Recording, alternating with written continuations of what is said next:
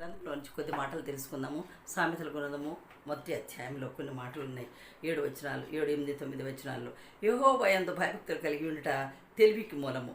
మూర్ఖులు జ్ఞానమును ఉపదేశమును తిరస్కరించదు. చూడండి, మూర్ఖులు జ్ఞానమును, మంచి మాటలను మరి ఉపదేశిస్తూ ఉండగా కూడా, చెబుతూ ఉండగా కూడా వాళ్ళు చాలా తిరస్కారం చేస్తూ ఉంటారు. కాబట్టి యెహోవా యందు భయభక్తులు కలిగి ఉండండి, మరి తిరస్కరించకండి, నా ఉపదేశం మీరు వినండి అంటున్నాడు దేవుడు. మూర్ఖులు జ్ఞానమును ఉపదేశమును తిరస్కరిస్తారు. ఎటువంటి వారు తిరస్కరిస్తారు? మూర్ఖులు, జ్ఞానం లేని వారు. కాబట్టి నా కుమారుడా, నీ తండ్రి ఉపదేశం ఆలకింపుము, నీ తల్లి చెప్పు బోధను త్రోసివేయకము. చూడండి, నా కుమారుడా, నీ తండ్రి ఉపదేశం, నేను మంచి మంచి మాటలు బైబిల్ గ్రంథం ద్వారా మీకు వినిపిస్తున్నప్పుడు వినండి. తల్లి మాటలు తిరస్కరించవద్దు, త్రోసివేయొద్దు అని.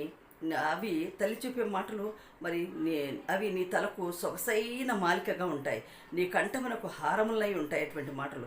నా కుమారుడా, పాపులు నిన్ను ప్రేరేపింపగా ఒప్పుకోవద్దు.